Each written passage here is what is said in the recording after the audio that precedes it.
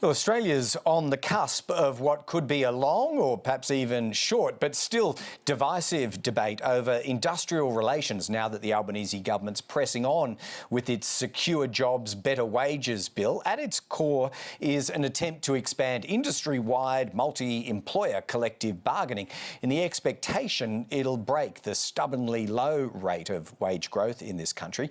Jim Stanford is the director of the Centre for Future Work, which is an arm of the Australia Institute. He's just published an 11-page report predicting the bill stands, in his view, a pretty good chance of achieving the government's wages goals. Jim Stanford joined us a short time ago from Toronto in Canada. Jim Stanford, welcome to the program. Lots of people have asserted in industrial debate in this country, as you know, that multi-employer bargaining will lead to wage rises, but not many have actually proven it. Have you? Well, we've tried to, Greg. We have looked at the historical statistics on the erosion of collective bargaining coverage in Australia, which has fallen dramatically over the last decade. And then that is very closely correlated with the slowdown in wage growth that we've also experienced over the last decade. And statistically, it appears that every 1 percentage point drop in collective bargaining coverage is associated with a reduction in the rate of wage growth of about 0.15 percentage points. So over a decade of falling collective bargaining coverage, that results in much slower wage growth, which we've been seeing. Reversing that should help to solve the problem of slow wage growth. All right, we might break down some of the factors behind those statistics in a moment, but why don't we step out to an international comparison? I think you have attempted to benchmark Australia's sluggish wage growth with the experience of like countries. What did you find there?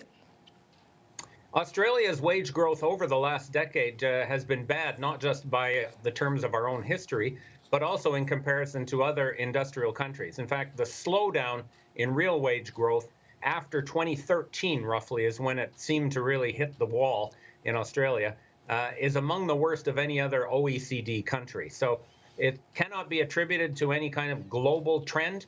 Wages in many other countries, including Germany, Japan, the United States, actually picked up over this time.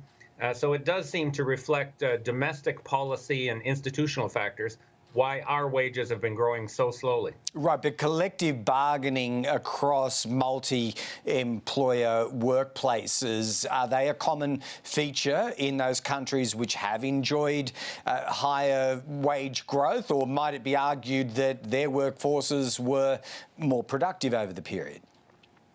Oh, a multi-employer bargaining, which is one part, really just one part of the whole industrial relations reform bill that's being debated.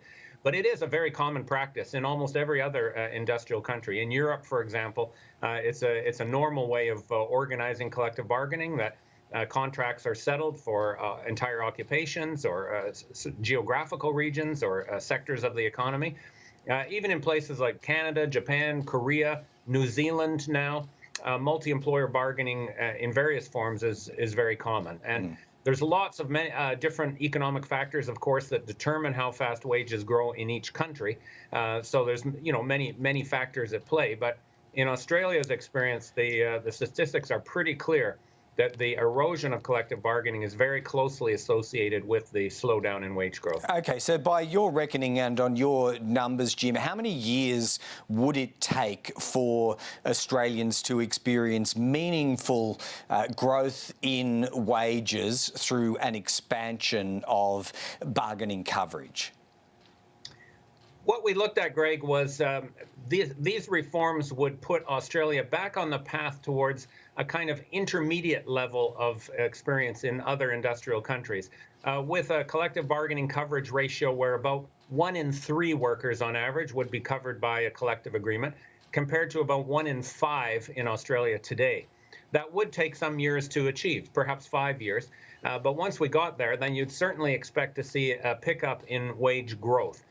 We estimated about 1.6% per year faster if we could restore collective bargaining coverage to that international norm, if you like. And that would translate into very significant wage gains for Australian workers. Yeah, I think you have tried to quantify that in Australian dollar terms. I think, what are you starting at? You reckon about $1,400 or $1,500 initially, growing out to what level?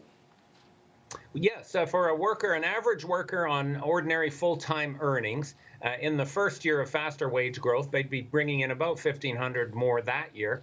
But the benefit of stronger wage growth is it compounds over time because each subsequent year's wage gain is applied to a larger starting base. So by the fifth year of faster wage growth, that worker, that average full-time worker, is going to be bringing in about $8,300 more. And over the 5-year cumulative period, about $24,000. So 1.6% a year might not sound like a lot, Greg, but when it's added year after year after year, it translates into a significant increase in the standard of living. Of course, what's not to argue about higher wages? Speaking as a worker, of course, they're very popular, but they do have to be paid for. So what is it about the Secure Jobs Better Wages Bill, as it's been designed here, that makes it affordable for employers, or, if you like, that doesn't trigger a wage price spiral? Well, there's still a lot of restrictions and conditions on the multi-employer streams of bargaining that are contemplated in this legislation. So it is still going to be the exception, not the norm, in Australian collective bargaining. Most bargaining will still occur at the enterprise level, but in certain areas, you'll now be allowed to try to negotiate across multiple employers at the same time. And that's really important, particularly in places with lower wages or where the workforce is fragmented among a number of different small firms. We have seen record levels of corporate profits in Australia over the last decade, in part because of the very slow pace of wage growth. So the corporate sector in Australia certainly has a wider profit margin to start from. At a minimum, they should be increasing wages as fast as productivity growth. That has not been happening. So I think there's a lot of economic space for wages to do much better than they have been. All right. Well, it looks like the battle lines are drawn, some might say predictably, in this debate in Australia. It's going to roll for some time. Your analysis will no doubt inform that debate, Jim. So thanks so much for joining us today, and perhaps we can check in as it evolves in this country. Thank you very much, Greg.